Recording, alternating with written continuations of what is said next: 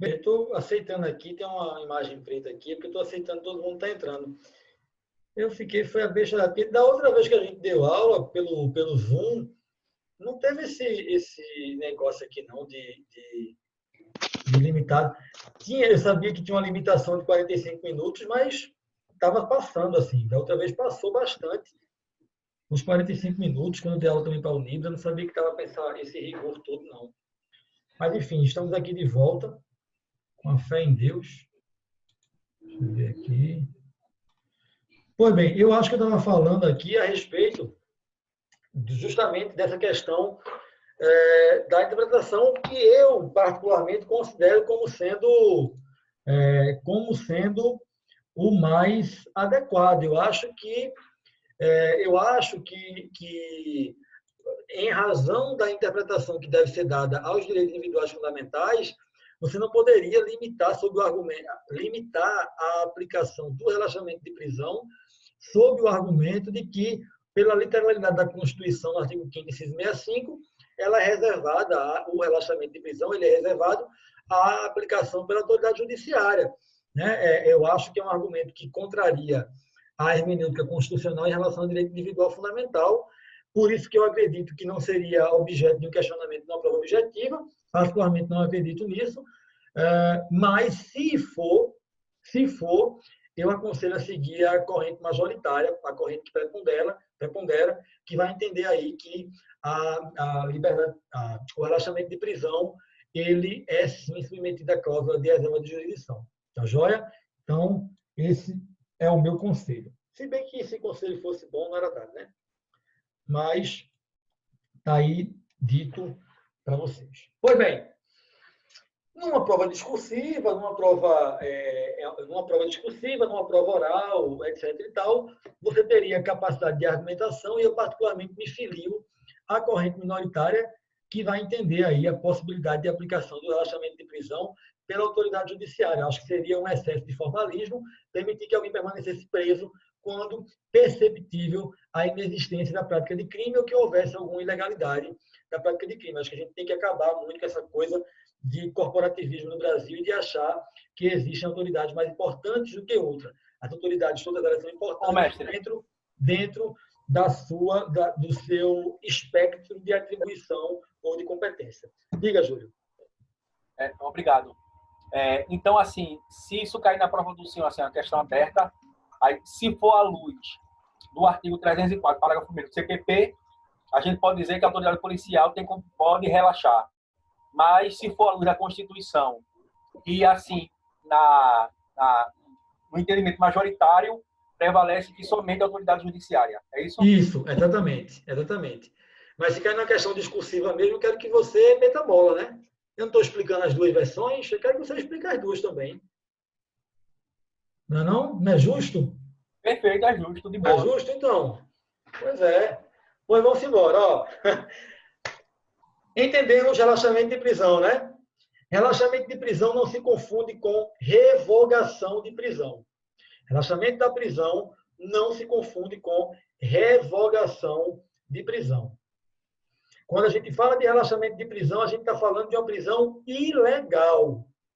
Quando a gente está falando de revogação de prisão, a gente está falando de prisão inoportuna, descabível. Descabida, na verdade, né? Descabida. E não de prisão ilegal. Então, o relaxamento de prisão, a revogação de prisão, ele tem previsão no artigo 282, parágrafo 5º, e no artigo 316. O 282, parágrafo 5º, diz o seguinte para a gente, ó.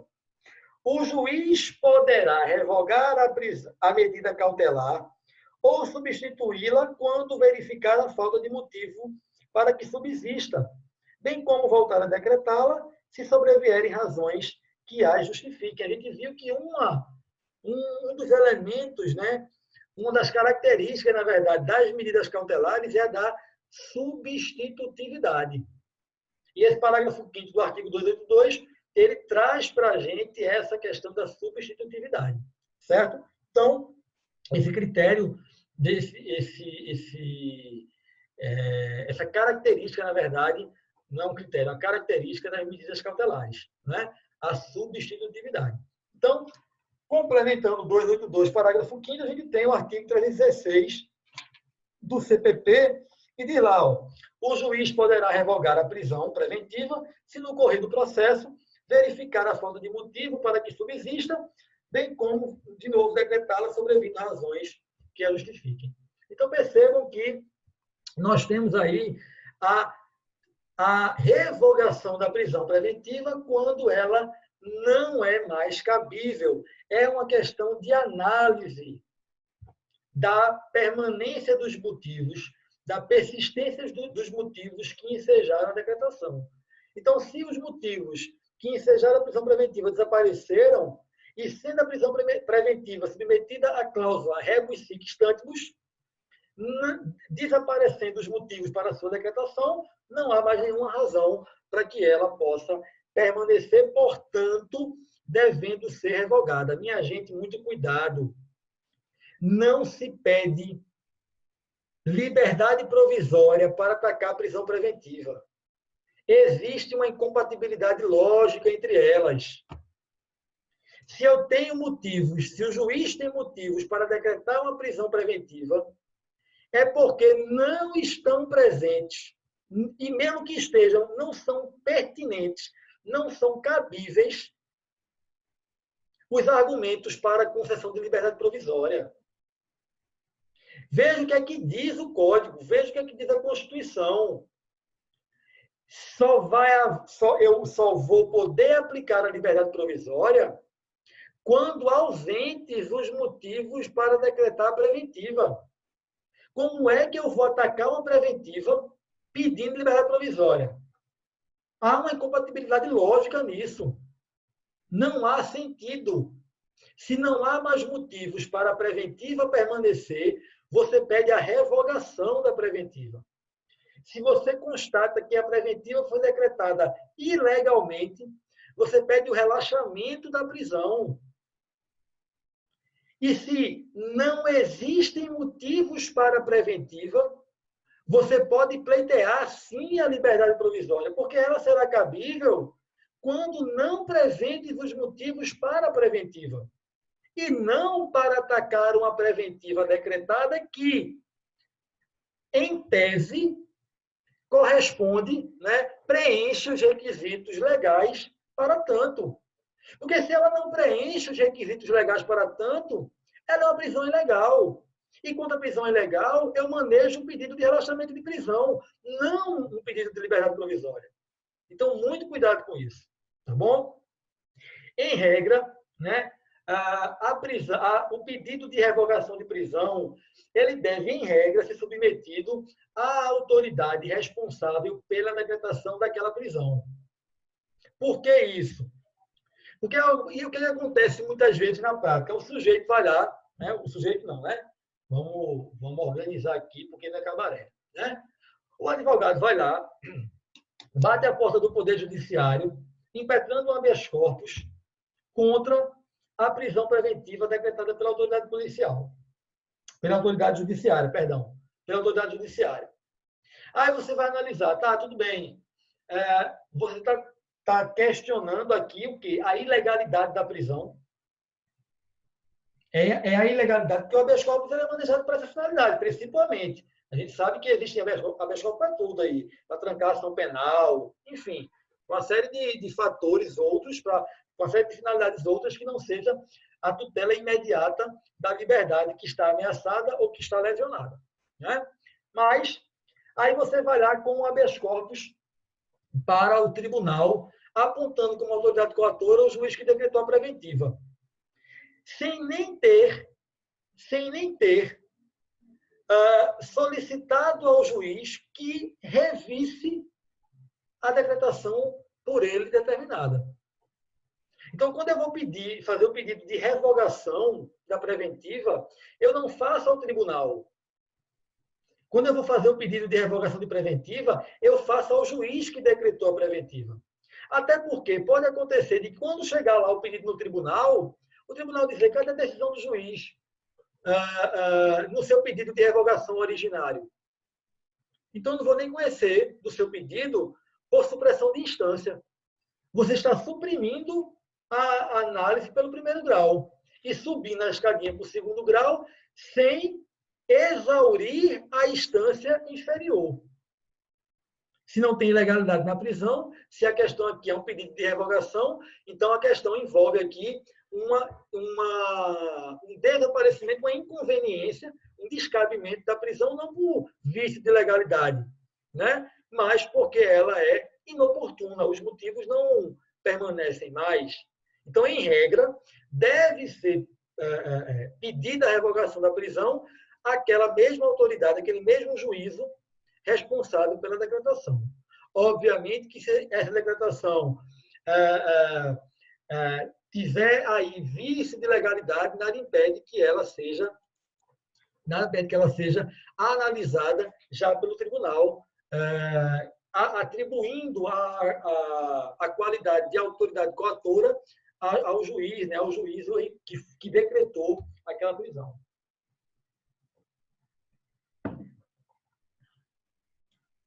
Quem vai se sobrepor, prisão preventiva ou até o trânsito em julgado, ou seja, o réu, em tese, apenas seria preso em trânsito em julgado? Olha, essa questão parece estar superada, né, Felipe? Eu acho que ela não tem correlação com o que a gente está trabalhando aqui sobre liberdade provisória, né? A questão está superada pelo Supremo Tribunal Federal, já houve julgamento, e que em termos de execução da pena, a execução só pode acontecer após o trânsito em julgado, né? Qualquer prisão anterior ao trânsito em julgado não seria uma execução de pena, só seria cabível apenas a título de prisão cautelar, prisão preventiva, nessa hipótese, em que devem ser demonstrados os motivos ensejadores dessa prisão. Bem, em regra, também, a revogação da prisão, ela não acarreta a acumulação, a imposição de nenhuma vinculação. O que acontece geralmente na liberdade provisória, viu? Então, quando há uma revogação da prisão, em regra, o sujeito é posto em liberdade, livre, leve e solto. Mas um traço distintivo aí da liberdade provisória. Então, a revogação da prisão revogou, em tese, não há nenhuma vinculação. Não há nenhuma vinculação. Isso não quer dizer que o juiz esteja impedido, por exemplo, de, ao revogar a prisão preventiva, decretar uma medida cautelar de diversão da prisão, por exemplo. Não teria nenhum problema quanto a isso, entende? Mas a revogação da prisão em si, ela não é determinada com vinculações, com condições, com a observância de condições estabelecidas pela autoridade judiciária, como é feita em relação à prisão, à liberdade provisória, perdão. Estou passando, viu? Vamos lá, cadê aqui? Sim.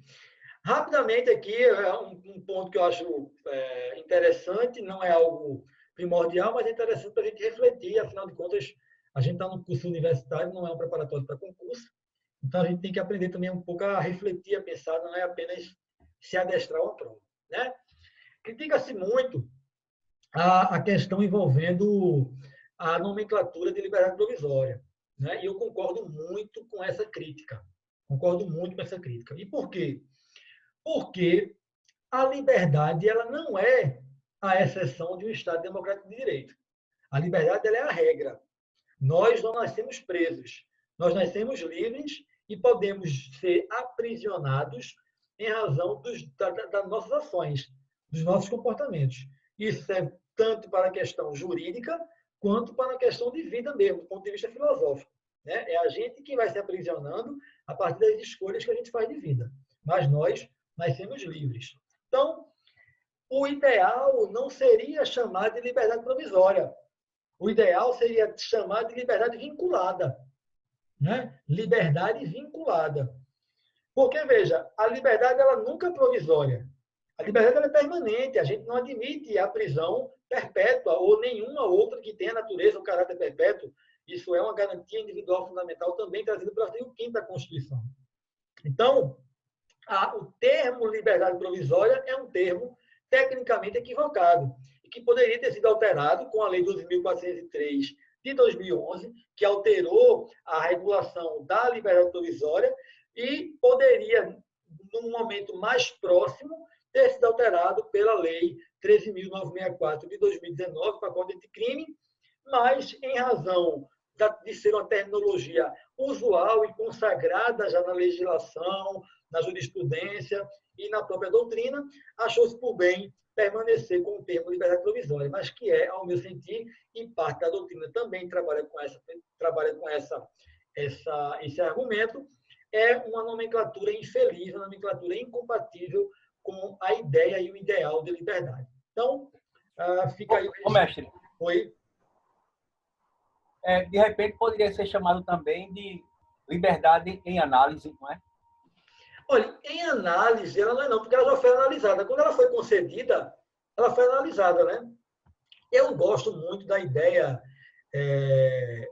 Júlio, eu gosto muito da ideia de liberdade vinculada, porque, de fato, ela é vinculada. Ou ela é vinculada a algumas condições impostas pelo juiz por força dos artigos 327 e 328 do CPP, ou ela é vinculada por conta da fiança.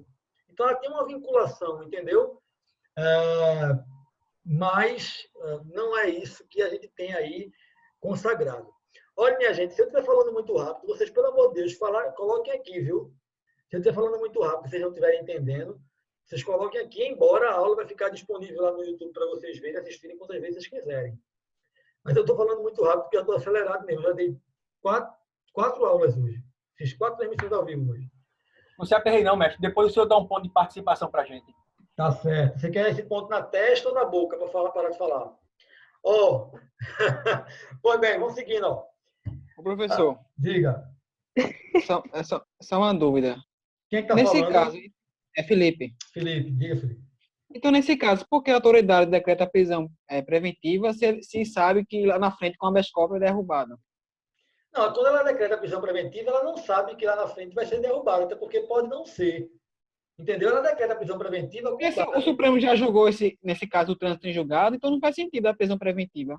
Claro que faz. A prisão preventiva é uma prisão cautelar. Ela serve, dentre outros motivos, por exemplo, para impedir que o sujeito fuja do distrito da culpa e acabe tornando inaplicável e inexequível a condenação. Mas o Supremo não entendeu dessa forma. Não. O Supremo não foi só cabe prisão até em trânsito em julgado. Não. Prisão por pena. Está confundindo a prisão pena com a prisão cautelar. São duas prisões diferentes. A prisão pena, a prisão decorrente de uma execução de sentença condenatória, ela precisa ter o trânsito em julgado. A prisão cautelar, que tem outra finalidade, que não é punir, mas impedir que o agente, impedir que o indivíduo, o investigado ou o acusado, ele possa praticar atos que prejudiquem a investigação, no caso da temporária e da preventiva, ou que possa prejudicar o regular processamento do feito, no caso da preventiva. São prisões que têm finalidades distintas e motivações distintas. O que motiva o sujeito a ser preso em razão de uma prisão-pena é uma sentença condenatória que impõe a ele o cumprimento de uma pena que foi aplicada depois do devido processo legal. A prisão preventiva ela tem outros requisitos de natureza processual. A prisão temporária ela tem outros requisitos de natureza processual. Então, o que o Supremo declarou não é que a prisão só é válida com a pena. Ele disse, a execução da pena só pode acontecer com o trânsito em julgado. Mas o Supremo não invalidou ou não declarou inconstitucional as outras formas de prisão. Até porque essas outras formas de prisão também estão previstas na Constituição.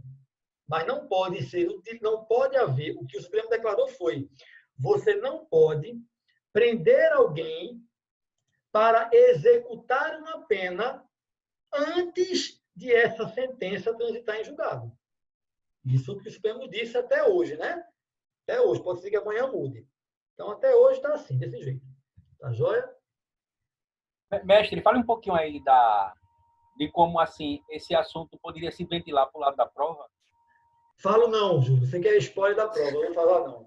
Se você quiser Bora spoiler de ver, prova, Júlio. Para a tua palhaçada, se Júlio. você quiser spoiler de prova, Aff. você ligue nesse site de fofoca que tem por aí e veja se tem alguma coisa por lá. Vamos lá, vamos embora. Desliga o microfone, camarada. Vamos embora. Ó, cadê o bicho aqui? Não quer pegar mais, não? Vamos, que já tem 45 minutos. Agora menos do que isso, né? Porque a gente está sendo aí censurado pelo Zoom. Ó, pois bem, como era a liberdade provisória sem fiança? Porque percebam, viu? Nós temos liberdade provisória com fiança ou sem fiança. Liberdade provisória com fiança ou sem fiança. São dois institutos distintos. A fiança e a liberdade provisória. Dois institutos, não confundam. Não achem que é a mesma coisa. Não é. Não é. Liberdade provisória é uma coisa, a fiança é outra coisa. Que a gente chama, inclusive, de fiança de forma completamente equivocada. Eu vou explicar por que mais na frente, ou, enfim, na próxima aula, né? Pois bem, liberdade provisória... A fiança, Oi? a fiança ela pode ser tida como uma medida contra cautelar também, no caso da prisão em flagrante? Veja, a fiança, ela não é uma medida em si. Ela é uma garantia. Entendeu? Ela não é uma medida contracautelar. A contracautela está na Entendi. liberdade. A Tá na fiança liberdade. é uma garantia que você pode prestar para usufruir da medida contracautelar, entendeu? Tecnicamente seria Entendi. isso. Seria isso. Ok, beleza. Pois bem, antes da Lei 12.403 de 2011, nós temos a liberdade provisória sem fiança em três situações. Três situações. A primeira, nos crimes cuja pena máxima prevista tivesse um máximo de pena inferior a 3 meses. Então, a primeira hipótese, para os crimes cuja pena máxima privativa de liberdade fosse inferior a 3 meses. Segunda hipótese, quando o crime não tivesse pena privativa de liberdade.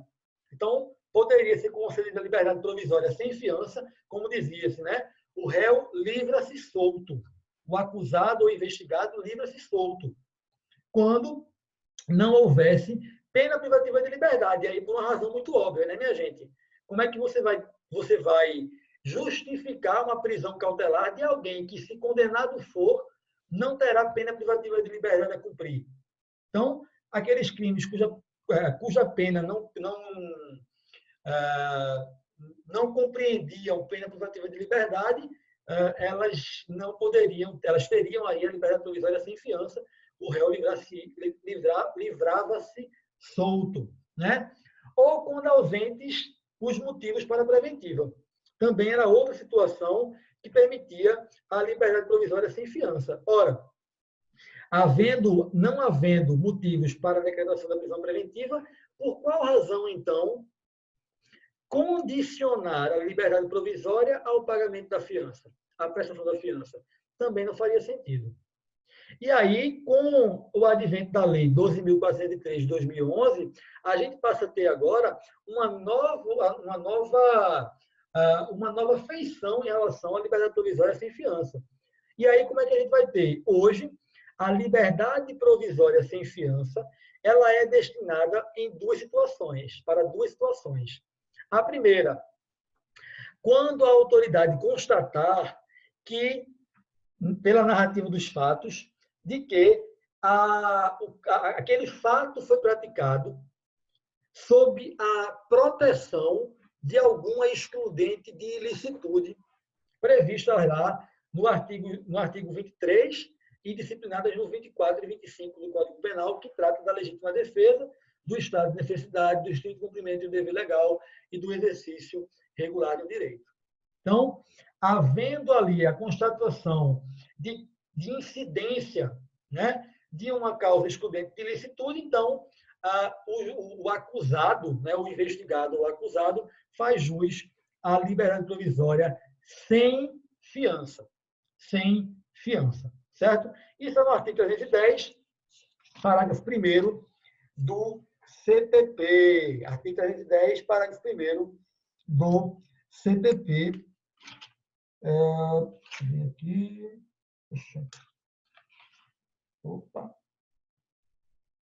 Aqui. que agora é o parágrafo 1º, né? Se o juiz verificar pelo auto de prisão em flagrante que o agente praticou o fato nas condições constantes dos incisos 1 a 3 do caput do artigo 23 do Código Penal, poderá fundamentadamente conceder ao acusado liberdade provisória mediante termo de comparecimento a todos os atos processuais sob pena de revogação. Além disso, a gente tem um dispositivo que é antigo no CPP, ele não é novo, que é o artigo 350 do CPP, que vai admitir a liberdade provisória sem fiança em razão da situação econômica do investigado ou acusado. Então, mestre, o artigo 310 não tem parágrafo 1º, não. É parágrafo único, né? É. Então, deixa eu alterar. Eu vou alterar aqui o material. Altere o material de vocês. Eu posso ter me confundido aqui na hora. É parágrafo único. Isso. Cadê aqui? Isso, parágrafo único. Parágrafo único. Vamos lá. Eu estava onde, deixa? Situação econômica do acusado. Pois bem, em relação à situação econômica do acusado, também não há sentido impor a alguém que apenas goze da liberdade se tiver recursos financeiros, recursos econômicos, recursos materiais para prestar fiança. Então, a depender da situação econômica do preso, né, o 350 do CPP permite a concessão de liberdade provisória sem fiança, para que as pessoas não possam ser privadas da sua liberdade, não em razão do que fizeram, mas em relação da sua condição existencial de miserabilidade. Então, o artigo 350 do CPP vai dizer o seguinte, ó, nos casos em que couber fiança, o juiz, verificando a situação econômica do preso, poderá conceder-lhe liberdade provisória, sujeitando às obrigações constantes dos artigos 327 e 328 deste Código e a outras medidas cautelares, se for o caso. Certo? Então, esse dispositivo ele já existia e ele apenas foi alterado pela Lei 12.403 de 2011 para englobar a possibilidade de aplicação de medidas cautelares diversas da prisão. Tá? Então, o 350 ele já existia antes da Lei 12.403 de 2011, certo? A gente aplicava ele quando eu estagiei no Ministério Público no ano de 2007, faz um tempinho já, já se aplicava esse 350 sempre que a situação de miserabilidade do indivíduo o impossibilitasse de prestar a fiança. Vejam só, a definição de pobreza para fins processuais penais, ela está no próprio Código, certo? Não vá utilizar o CPC, não vá utilizar a Lei de Assistência Judiciária Gratuita, que foi parcialmente derrogada, né, derrogada pelo CPC novo. Não passem essa vergonha no plano prático, viu? Não façam um negócio desse. Mesmo eu não sendo professor de processo civil de vocês, não façam uma desgraça dessa. Então,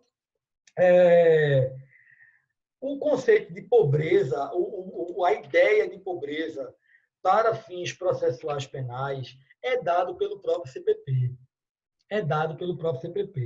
No artigo 32, parágrafo 1º. Veja, o artigo 32, parágrafo 1º, ele diz o seguinte, ó, considerar-se-á pobre a pessoa que não puder prover as despesas do processo sem privar-se dos recursos indispensáveis ao próprio sustento ou da sua família. Então, essa pessoa tem 10 minutos. Eu estou me avisando aqui, o bicho aqui também. Qual artigo, professor? Artigo 32, parágrafo 1º. Está aqui no material, viu? Mas você pode, enfim, abrir seu código aí. Artigo 32, parágrafo 1º. O mestre. Oi, Júlio. Então, eu posso dizer que isso é uma norma penal em branco. Eu posso dizer que então. Não pode. Já vou lhe interromper. Homogênea. Não pode não, porque aqui é direito, é direito processual, não é penal. Não é penal, é processual. Não tem nada de lei penal em branco, homogênea, heterovitelina, homovitelina, ao quadrado, ao reverso. Nem de cima Em para baixo, códigos processuais, isso não existe? Oi? Então, Em códigos processuais isso não Norma existe. penal, não, veja, se eu estou Eita, falando de norma penal em branco, a norma é de direito material, não de direito processual. É isso mesmo. Eu posso dizer que então norma processual. eu posso dizer que o conceito de pobreza ele é complementado pelo próprio artigo 32. Mas falar em norma penal em branco fica complicado, porque eu não estou falando de norma penal, estou falando de norma processual. Certo? Pois bem, minha gente, vamos lá. Vamos passar aí, temos 8 minutos. Rapaz, só porque a gente está com esse tempo aqui, maldito desse Zoom, a aula está passando rápido. Cadê? Pronto. Liberdade provisória com fiança. Liberdade provisória com fiança. Vejam só. Como eu falei para vocês agora há pouco, eu disse, minha gente, a gente utiliza o nome fiança de modo inadequado. De modo inadequado. O que a gente chama de fiança, na verdade, é uma caução. O que a gente chama de fiança é, na verdade, uma caução. E eu gosto de dizer isso porque eu vivo tirando onda com meus amigos que são professores de direito civil, né? Que direito penal é muito melhor que direito civil, né? Mas se um colega meu de direito civil me vê chamando caução de fiança, aí o tiro sai pela culatra, né? Então, veja, a gente chama de fiança porque o legislador se utilizou dessa nomenclatura, mas fiança é uma garantia fidejussória. Está cortando, mestre. Está cortando? Melhorou agora? Melhorou agora? Aqui está normal. Aqui está normal. Pague sua conta de internet, Júlio, para não com você. Tá atrasado, Júlio, aí tá diminuindo aí. Internet fraca. Então, a fiança é uma garantia fidejussória em um negócio jurídico. É uma garantia fidejussória, ela não é uma garantia real. Você, quando é fiador, o credor, ele está acreditando na sua pessoa, na sua capacidade de honrar de modo subsidiário a obrigação assumida pelo devedor principal. Então, o que a gente chama de fiança, na verdade, não é fiança, é caução. Porque eu não posso prestar a fiança informando ao delegado de polícia ou à autoridade judiciária que eu garanto que essa pessoa cumprirá com as obrigações que ela estará submetida em gozo de liberdade provisória, sob pena de que eu venha a ser penalizado caso ela descumpra. Porque isso é uma fiança, isso é uma garantia fidejussória. O que o Código está exigindo é uma caução, é uma garantia real, dada em dinheiro, dada em metais preciosos, dada em pedras preciosas, dadas em títulos da dívida pública, dada em hipoteca inscrita em primeiro grau. Então, não é uma fiança, é uma caução. É o que eu vejo geralmente naqueles contratos de locação. Você vai pagar um mês de fiança. Você não vai pagar um mês de fiança coisa nenhuma. Você vai pagar um mês de caução. Fiança é aquela pessoa que ela exige como fiador que ela vai cobrar caso o devedor original dê um calote nela. Né? Nela, o credor, a credora. Né? Isso é a fiança. Mas o que se é exigido é caução. Mas a gente vai continuar chamando de fiança porque foi esse nome que o legislador colocou aqui, embora tecnicamente esteja errado. Pois bem, quem tem atribuição, o que é, então, portanto, a fiança? A fiança é uma garantia real, porque eu não posso dizer que a fiança é uma garantia fidejussória. O conceito de fiança para processo penal é de uma garantia real, é de uma caução. A fiança tem que ser interpretada como sinônimo de caução, apta a garantir o cumprimento das obrigações processuais, sob pena de ter a fiança quebrada, sob pena de ter a fiança perdida. A gente vai ver mais para frente, acho que só na próxima aula, essa questão aqui, certo? Então, é essa garantia real que que vai proporcionar ao poder público, ao poder judiciário, na verdade, a confiança, a confiança de que aquela pessoa do investigado ou do acusado vai cumprir as obrigações processuais que lhe forem impostas. E de quem é a atribuição para arbitrar a fiança? A atribuição para o arbitramento da fiança pode ser da autoridade policial ou da autoridade judicial. A autoridade policial vai poder arbitrar a fiança sempre que estiver diante de crimes cuja pena máxima não sejam superiores a 4 anos. Isso quer dizer que a pena máxima tem que ser de até 4 anos. Até 4 anos, a autoridade policial pode arbitrar a fiança. Mas muito cuidado, que a depender da situação, se envolver um concurso de crimes, um concurso formal, um concurso material, um crime continuado, eu tenho que fazer incidir a exasperação, a fração de pena que aumenta. Ou, no caso do concurso material, verificar qual será a pena máxima depois do cúmulo material. Para verificar se essa incidência fará com que a pena supere 4 anos. Porque se superar 4 anos, a autoridade policial não poderá arbitrá-la. Terá ela que ser arbitrada pela autoridade judiciária. E aí a autoridade judiciária terá o prazo de 48 horas, a partir do momento em que tomou conhecimento do pedido de liberdade provisória, em relação àqueles crimes cuja pena máxima sejam superiores a 4 anos, mas que, entretanto, sejam afiançáveis. Tá joia, minha gente? Professor, diga. Boa noite, professor. É Zé Carlos, tudo bem? Tudo jóia. Nobre professor, digamos que o delegado arbitra uma fiança ao preso, ele é solto. Em seguida, o advogado nota que a prisão foi ilegal. Esse valor pode requerer a devolução, o preso, a pessoa que foi exposto solto? Olha, veja só. Poder, teoricamente, pode, mas a questão é a seguinte. A prisão ilegal, eu acho que foi na prova de vocês, me corrija se eu estiver errado, né? Cabe relaxamento. Uma medida cautelar ou contracautelar, uma vez decretada, ela supera a análise anterior. Então, veja, nada impede de que se reconheça a ilegalidade da prisão e se relaxa aquela prisão. E se relaxa a prisão. Mas perceba que o relaxamento de prisão não quer dizer necessariamente que o indivíduo ficará solto. Relaxar a prisão não quer dizer necessariamente que ele ficará solto. Então, por exemplo, pode ser que o juiz ele decrete o relaxamento de prisão, né? Ele declare o relaxamento da prisão, mas ele, em contrapartida, decrete uma medida cautelar diversa da prisão. E lembre-se que uma das medidas cautelares diversas da prisão é a fiança. Entendeu?